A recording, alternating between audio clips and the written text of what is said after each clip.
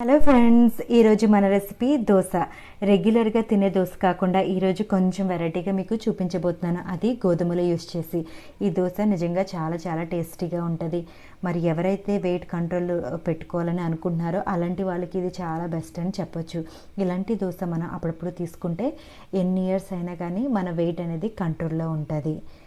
ఇంకా ఫర్మెంటేషన్ కోసం చాలా ఎక్కువ టైం కూడా అవసరం లేదండి. మరి ప్రిపరేషన్ ఎలా చేయాలో చూద్దాం.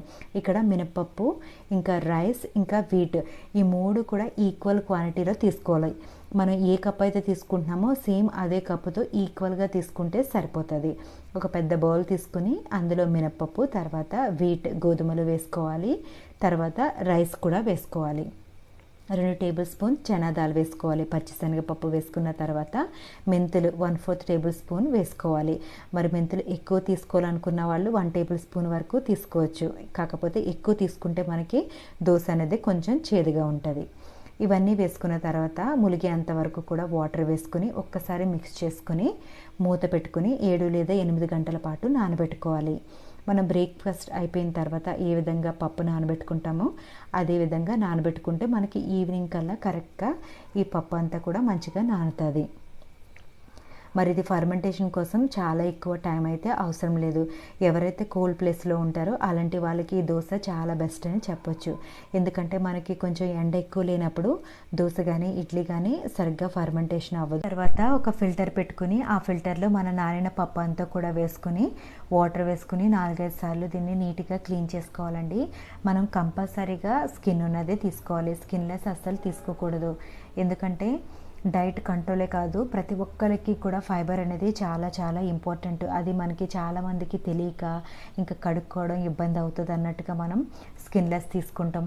అలా మనం ఎప్పుడైతే వాడడం మొదలు పెట్టామో మన వెయిట్ కూడా పెరుగుతూ ఉంటుంది. మీరు కావాలంటే ఒకసారి అబ్జర్వ్ చేసుకోండి.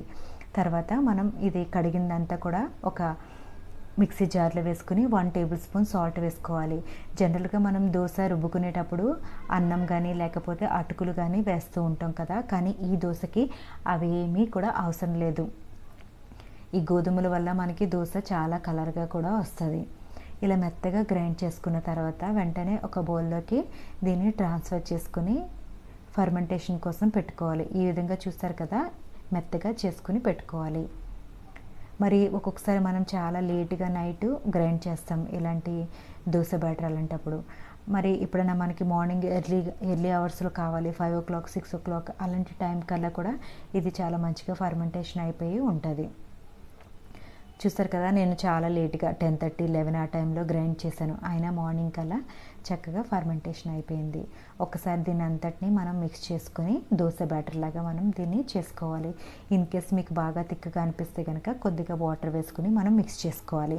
తర్వాత స్టవ్ ఆన్ చేసి ఒక ప్యాన్ పెట్టుకోవాలి. ఇక్కడ నేను నాన్ స్టిక్లో వేసి మీకు చూపిస్తాను. జనరల్గా నాన్ స్టిక్ కన్నా ఐరన్లో మనం వేసుకుంటే మరి చాలా చాలా మంచిదండి. తర్వాత మనం దోశ మెల్లగా మనకి తెలుసు కదా ఎలా వేసుకుంటామో ఆ విధంగా మనం దోశ వేసుకొని అన్ని సైడ్స్ నుంచి మనం దీన్ని మెల్లమెల్లగా అనుకుంటూ లిఫ్ట్ చేసుకోవాలి.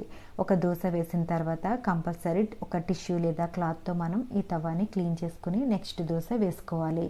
ఇనిషియల్గా మనం ఫ్లేమ్ అనేది హై ఫ్లేమ్లో పెట్టుకోవాలి. ఒకసారి తవ్వ హీట్ అయిపోయిన తర్వాత దోశ వేసేటప్పుడు స్టవ్ అనేది కంపల్సరీ సిమ్లోనే పెట్టుకోవాలి. మనం హైలో పెట్టి వేస్తూ ఉంటే కనుక దోశ అనేది మనకి ఈవెన్గా రాకుండా అతుక్కుపోతూ ఉంటుంది. తర్వాత గీ లేదా ఇంకా మనకి నచ్చిన బటర్ ఆయిల్ ఏదో ఒకటి ఇందులో వేసుకోవాలి.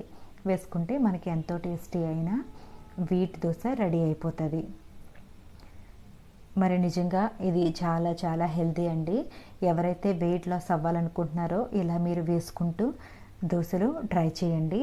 అప్పుడు మీకు కొన్ని రోజులకి మీ వెయిట్ అనేది కంపల్సరీగా తగ్గుతుంది. ఎందుకంటే నేను చాలా ఇయర్స్ నుంచి ఈ దోశలు తింటూ ఉంటాం మేము. మనం డైట్లో ఎప్పుడైతే ఫైబర్ అనేది ఎక్కువ తీసుకుంటామో మన వెయిట్ కూడా బ్యాలెన్స్గా ఉంటుంది. అప్పుడప్పుడు ఎక్కువ వెయిట్ వెళ్ళినా కానీ తర్వాత మళ్ళీ నార్మల్కి వచ్చేస్తూ ఉంటుంది.